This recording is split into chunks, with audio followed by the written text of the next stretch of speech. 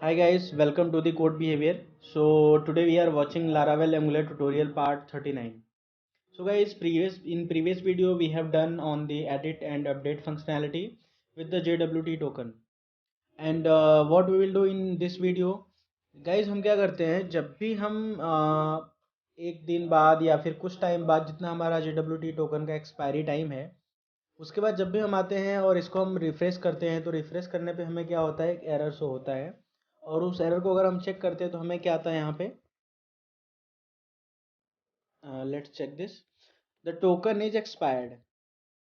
तो expired token का message आता है, ठीक है, यहाँ पे। और हमें यहाँ पे क्या होता है, कुछ भी शो नहीं होता है यहाँ पे। अगर यहाँ पे आप चेक करोगे तो यहाँ पे हमें कोई एरर यहाँ पे नहीं मिल रहा है।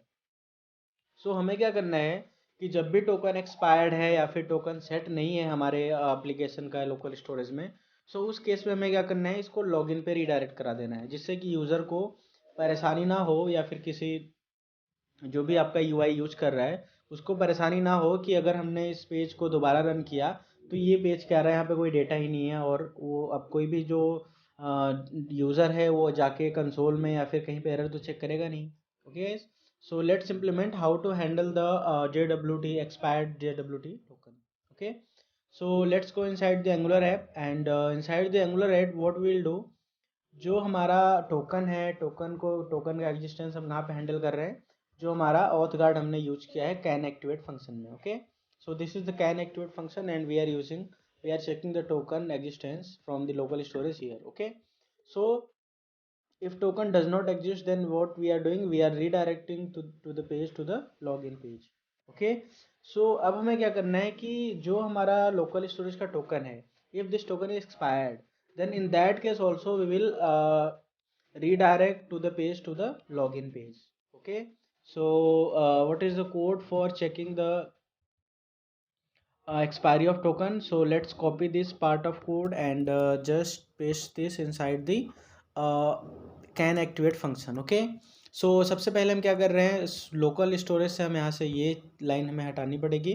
So just remove this line of code.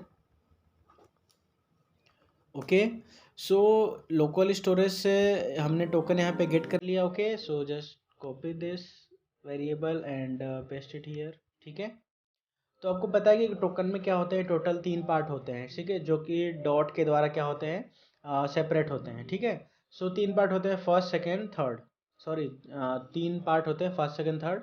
और इंडेक्सिंग की बात करें तो 0 1 2। ओके, सो हमने यहाँ पे टोकन गेट कर लिया और उस टोकन को हम क्या कर रहे हैं, स्प्लिट कर रहे हैं by the dot element. Okay, dot character से हम इसे स्प्लिट कर रहे हैं। और उसका जो फर्स्ट पार्ट है 0 1, फर्स्ट पार्ट है जिसमें डेटा होता है, ठीक है, payload of the token, decode the payload of the token. ठीक है, उसके बाद हम क्या करते हैं, convert payload into an object. जो पेलोड है उसे हम क्या करते हैं, ऑब्जेक्ट में हम इसे कन्वर्ट कर रहे हैं। ठीक है, सो अब हमें क्या करना है, अगर हम इसे कंसोल कराते हैं तो हमें क्या मिलता है, लेट्स चेक कि पेलोड में है क्या, कंसोल डॉट लॉग। ठीक है, so just log this parse payload. Okay, so हम इसको कंसोल करा के चेक करते हैं कि what we are getting here.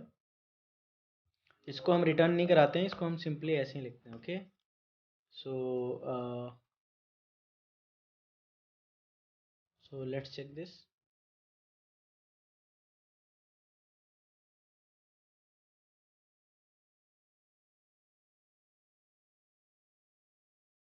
Dashboard हमने यहाँ पे किया तो कंसोल चेक करते हैं कि what we are getting inside the console.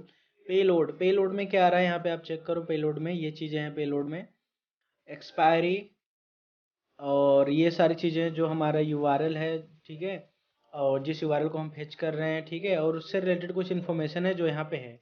सो ये है हमारा एक्सपायरी, कि कब टोकन एक्सपायर हो रहा है।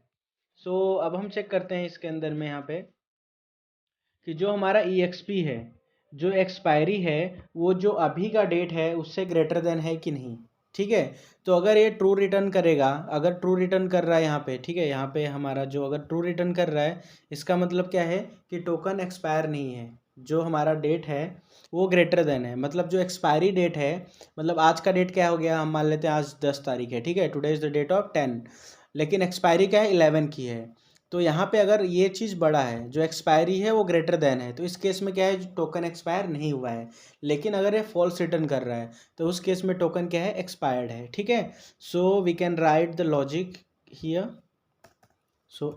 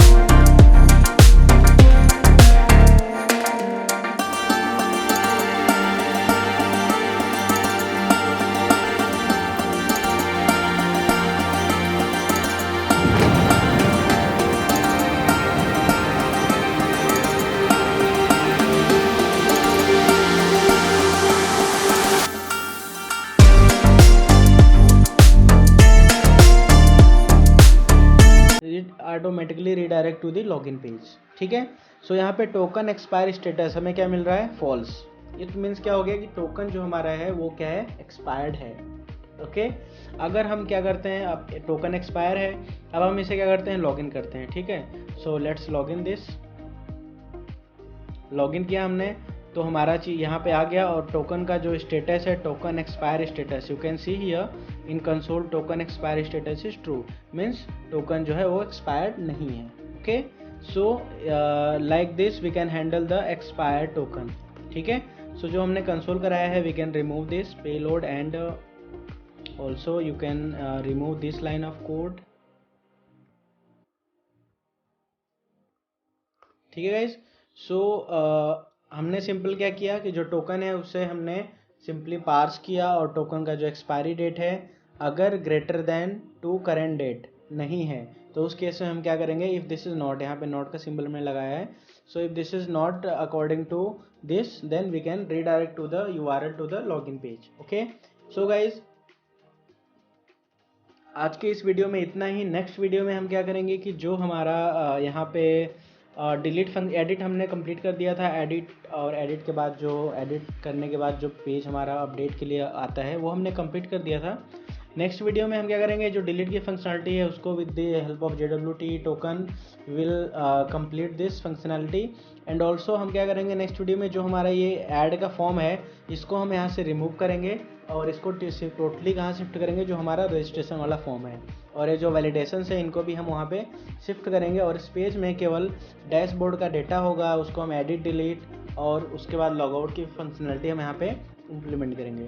सो गाइज आज के इस वीडियो में इतना ही। If you any query any doubt then you can ask me in comment box, and please thank you for watching this video, and please subscribe the channel. Thank you very much.